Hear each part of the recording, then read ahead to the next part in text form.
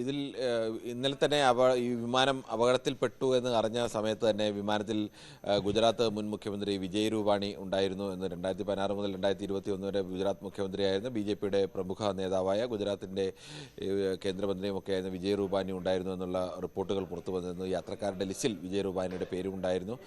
പിന്നീട് വന്ന റിപ്പോർട്ടുകൾ വിജയ് രൂപാനിയെ കണ്ടെത്തിയിട്ടുണ്ട്. അദ്ദേഹത്തിൻ്റെ നില ഗുരുതരമാണ്, അദ്ദേഹം ആശുപത്രിയിൽ ചികിത്സയിലാണ് എന്നുള്ള റിപ്പോർട്ടുകളൊക്കെയാണ് വന്നത്. പക്ഷേ അപ്പോൾ തന്നെ അനൗദ്യോഗികമായി അദ്ദേഹത്തിന് മരണമടഞ്ഞു എന്നുള്ള റിപ്പോർട്ടുകളുമൊക്കെ വന്നിരുന്നു. പക്ഷേ നമുക്ക് അത്തരം സന്ദർഭങ്ങളിലൊന്നും തന്നെ ഔദ്യോഗികമായി സർക്കാർ ഇങ്ങനെ ഒരു മരണം സ്ഥിരീകരിക്കുന്നതുവരെ നമുക്ക് അത്തരം വാർത്തകൾ നൽകുന്നത് ശരിയല്ല എന്നുള്ളതുകൊണ്ട്. പക്ഷേ അദ്ദേഹത്തിന് മരണം സംഭവിച്ചിരുന്നു എന്ന മട്ടിലായിരുന്നു റിപ്പോർട്ടുകളൊക്കെ വന്നത്. എന്നുവെച്ചാൽ അദ്ദേഹത്തെ അത്രത്തോളം ഗുരുതരമായിരുന്നു. എല്ലാവരുടെയും അവസ്ഥ ആരുടെയും അങ്ങനെ ജീവിതത്തിലേക്ക് മടക്കി കൊണ്ടുവരാൻ കഴിയുന്ന ഒരു, നമ്മൾ നേരത്തെ പറഞ്ഞല്ലോ, ഈ വിമാനം തകർന്നപ്പോൾ അതിൻ്റെ ആഘാതത്തിൽ പലതായി ചിന്നിച്ചിതറിയ ആളുകൾ, അതിലും കഴിഞ്ഞ് ആരെങ്കിലുമൊക്കെ രക്ഷപ്പെട്ടിട്ടുണ്ടെങ്കിൽ വിമാനം തീപിടിക്കുന്ന സമയത്ത് തീ പിടിച്ച് ആൾക്കാരുടെ ശരീരമൊക്കെ കത്തി കരിഞ്ഞു പോകുന്ന അവസ്ഥ, തീ പിടിക്കാത്ത മറ്റു ഭാഗങ്ങളിലൊക്കെ തെറിച്ചു വീണ ആളുകളുടെയൊക്കെയാണ് ഈ മൃതശരീരങ്ങൾ സാധാരണഗതിയിലെങ്കിലും ലഭ്യമായിട്ടുള്ളത്. പലരുടെയും മൃതശരീരങ്ങൾ ആരുടേതാണ് എന്നതുപോലും തിരിച്ചറിയാൻ കഴിയാത്ത ഒരു അവസ്ഥ പോലുമുണ്ട്. അത്രത്തോളം പലതായൊക്കെ മാറി. ഇനി അവരുടെയൊക്കെ DNA ടെസ്റ്റ് ഒക്കെ നടത്തി വേണം മൃതദേഹം കണ്ടെത്താൻ. ഇപ്പോൾ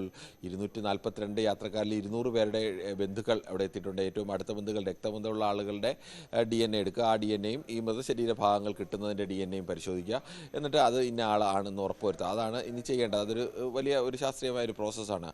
പലരുടെയും ശരീരഭാഗങ്ങൾ മുഴുവനായി ഒരു മൃതശരീരം ആ മട്ടിലൊന്നുമല്ല പലരുടെയും കിട്ടിയിരിക്കുന്നത്. പലരുടെ ശരീരത്തിൻ്റെ വിവിധ ഭാഗങ്ങളൊക്കെയാണ്. അപ്പോൾ കിട്ടിയ ഓരോ ഭാഗങ്ങളും പരിശോധിക്കേണ്ടി വരും. ആരുടെ കൈയാണ്, തലയാണിത്, ആരുടെ ഉടലാണിത്, കാലാണിത് എന്നൊക്കെ പരിശോധിക്കേണ്ടി വരും. നമുക്ക് സത്യം പറഞ്ഞാൽ വീട്ടുകാരെ സംബന്ധിച്ചിടത്തോളം അത് അത്യന്തം അവരെ നമുക്ക് വിവരിക്കാൻ കഴിയുന്നതിനൊക്കെ അപ്പുറത്തേക്ക് മരണത്തെക്കാളും അതിഭീകരമാണ്. ഈ നിലയിലൊക്കെ ആളുകൾക്ക് അവസാനമായി മരണമടഞ്ഞു എന്നാൽ അവസാനമായി ഒരു നോക്കെങ്കിലും കാണുക, അല്ലെങ്കിൽ അവരുടെ മുഖമെങ്കിലും ഒന്ന് കാണുക എന്നൊരു ആഗ്രഹമെങ്കിലും ചിലപ്പോൾ ഏത് വീട്ടുകാർക്കും ഏത് ബന്ധുക്കൾക്കും സുഹൃത്തുക്കൾക്കും എല്ലാവർക്കും ഉണ്ടാവാം. പക്ഷെ അതിനുപോലും കഴിയാത്ത ഒരവസ്ഥ, ഈ ഉള്ളിൽ നിൽക്കുന്ന ആ കരിഞ്ഞത് എൻ്റെ ആ മകനാണ്, മകളാണ്, അച്ഛനാണ്, അമ്മയാണ്, സഹോദരനാണ്, സുഹൃത്താണ് എന്നൊക്കെ കരുതി ആ മൃതദേഹത്തിൻ്റെ അടുകയിൽ നിൽക്കുക എന്ന് പറയുന്നതിൻ്റെ ഒരു ഭീകരത, അത് ഒരുപക്ഷെ അനുഭവിച്ചറിഞ്ഞവർക്ക് മാത്രമേ അത് വിവരിക്കാൻ കഴിയൂ. അത്രത്തോളം ഭീകരമാണ്. ഓർക്കാൻ കഴിയും, സാധാരണ നിലയിൽ നമുക്ക് അങ്ങനെ ഓർക്കാൻ കഴിയുമ്പോൾ തന്നെ ഉള്ളു വിങ്ങിപ്പോകുന്നത്ര ഭീകരതയാണ്. ഇനി അതിനാണ് നേരിടേണ്ടി വരുന്നത് എന്നതുകൂടിയുണ്ട്. ഈ മരണമടഞ്ഞവരുടെ മൃതദേഹങ്ങൾ ഓരോന്നും, മൃതദേഹഭാഗങ്ങൾ എടുത്ത് ഓരോ ഭാഗമായി. കിരൺ, ഒരു നിമിഷം. ഇപ്പോൾ പ്രധാനമന്ത്രി നരേന്ദ്രമോദി ആശുപത്രി സന്ദർശിച്ചതിനു ശേഷം അദ്ദേഹം തിരികെ വാഹനത്തിൽ കയറി മടങ്ങുന്നതിന്റെ ദൃശ്യങ്ങളാണ് നമ്മൾ കാണുന്നത്. നേരത്തെ കിരൺ സൂചിപ്പിച്ചതുപോലെ തന്നെ ഇനി ഉന്നതതല യോഗം നടക്കുന്നുണ്ട് അവിടെ അഹമ്മദാബാദിൽ ഈ ദുരന്തവുമായി ബന്ധപ്പെട്ട്. ആ യോഗത്തിലേക്കായിരിക്കാം ഒരുപക്ഷെ അദ്ദേഹം ഇനി പോകാൻ പോകുന്നത്. ഇപ്പോൾ സിവിലിയൻ ആശുപത്രിയിലെത്തി അദ്ദേഹം ഒരു 5 നിമിഷമോളം അവിടെ ചിലവഴിച്ചിട്ടുണ്ട്. അവിടെ പരിക്കേറ്റ് ചികിത്സയിൽ കഴിയുന്ന ഒരുപാട് ആളുകളുണ്ട്, അവരെയൊക്കെ സന്ദർശിച്ചിട്ടുണ്ട്. അതോടൊപ്പം തന്നെ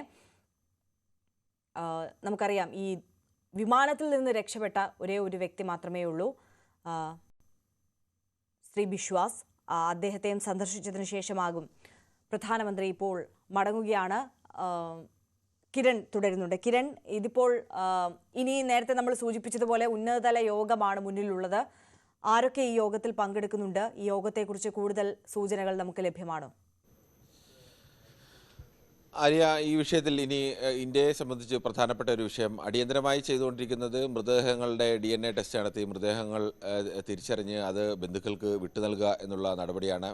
ആ ബന്ധുക്കൾക്ക് വേണ്ടി മൃതദേഹങ്ങൾ വിട്ടു നൽകണം, അത് ഒരു ഭാഗത്ത്. മറ്റൊന്ന് ഏറ്റവും ഗൗരവമായ മറ്റൊരു വിഷയം, ഇത് മാനുഷികമായി ചെയ്യേണ്ട ഒരു വിഷയമാണ്. മറ്റൊന്ന് ഏറ്റവും ഗൗരവമായ ഒരു വിഷയം, എങ്ങനെ വിമാന അപകടമുണ്ടായി അതിനെ സംബന്ധിച്ചുള്ള അന്വേഷണങ്ങളാണ്. ആ അന്വേഷണം ഇന്ത്യയുടെ ഭാഗത്തു നിന്ന് ഉണ്ടാവേണ്ടതുണ്ട്. അതിന് ആ രംഗത്ത് ആരെയൊക്കെ സഹകരിപ്പിക്കണം എന്നുള്ള വിഷയമുണ്ട്. അന്താരാഷ്ട്ര തലത്തിൽ തന്നെ ഒരു വിശ്വാസ്യത നേടിയെടുക്കേണ്ടതുണ്ട്. ഒരു വിമാനാപകടമുണ്ടായി കഴിഞ്ഞാൽ ആ വിമാനം ലോകത്തെ പ്രധാനപ്പെട്ട ബോയിങ് വിമാന കമ്പനിയുടെ ഡ്രീം ലൈനർ വിഭാഗത്തിൽപ്പെടുന്ന വിമാനമാണ്.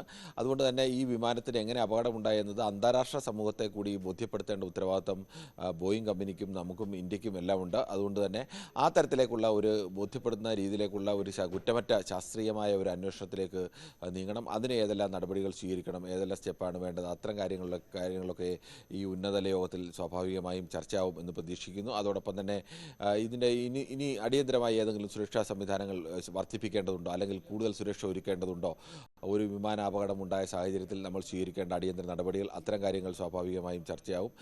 അതോടൊപ്പം തന്നെ വിമാനത്താവളത്തിൻ്റെ പ്രവർത്തനം പൂർണ്ണമായും പഴയ രീതിയിലേക്ക് എത്തിക്കാൻ വേണ്ടി എന്ത് പുതിയ നടപടികളാണ് വേണ്ടത്, അത്തരം അങ്ങനെ ഒരുപാട് ഈ വിമാന അപകടവുമായി ബന്ധപ്പെട്ട വിഷയങ്ങളൊക്കെ ചർച്ച ചെയ്യേണ്ടതുണ്ട്.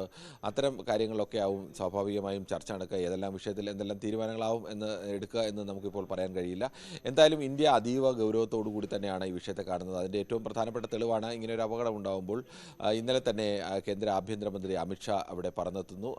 അമിത്ഷാ തന്നെ കേന്ദ്ര ആഭ്യന്തരമന്ത്രി ഇന്ന് കേന്ദ്രമന്ത്രിസഭയിൽ രണ്ടാമൻ തന്നെ അവിടെ വന്ന് അതിന് നേതൃത്വം നൽകുന്നു. ഇന്ന് പ്രധാനമന്ത്രി തന്നെ നേരിട്ട് അവിടെ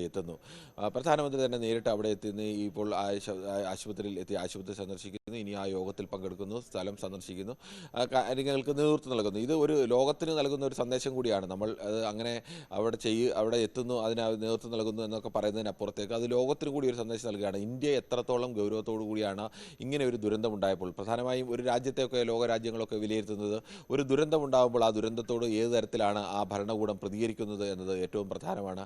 അങ്ങനെ ഇന്ത്യ അതീവ ഗൗരവത്തോടു കൂടി തന്നെയാണ് വിഷയത്തെ കാണുന്നത്. ഇങ്ങനൊരു അപകടം ഉണ്ടായപ്പോൾ ആ അപകടത്തിൻ്റെ ഏത് തരത്തിലും സീരിയസ് ആയി തന്നെ കണ്ടുകൊണ്ട് അതിനുള്ള പരിഹാര ക്രമത്തിലേക്കും തുടർ നടപടികളിലേക്കും ഒക്കെ ഇന്ത്യ കടക്കുന്നു എന്നുള്ള ഒരു ഗൗരവം ലോക രാജ്യങ്ങളെ കൂടി ബോധ്യപ്പെടുത്തുക. അതിൻ്റെ കൂടി ഭാഗമാണ് പ്രധാനമന്ത്രിയും കേന്ദ്ര ആഭ്യന്തരമന്ത്രിയും ഒക്കെ നേരിട്ടെത്തി ഇത്തരത്തിൽ നേതൃത്വം നൽകുന്നത്.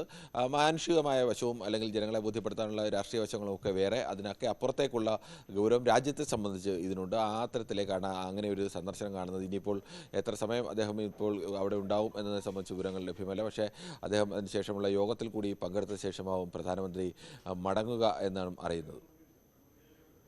തീർച്ചയായും ആർ കിരൺ ബാബുവാണ് വിശദാംശങ്ങൾ നൽകിക്കൊണ്ടിരിക്കുന്നത്. എന്തായാലും പ്രധാനമന്ത്രി നരേന്ദ്രമോദി അഹമ്മദാബാദിൽ എത്തിയിരിക്കുകയാണ്. അവിടുത്തെ സിവിൽ ഹോസ്പിറ്റൽ അദ്ദേഹം സന്ദർശിച്ചിരിക്കുന്നു.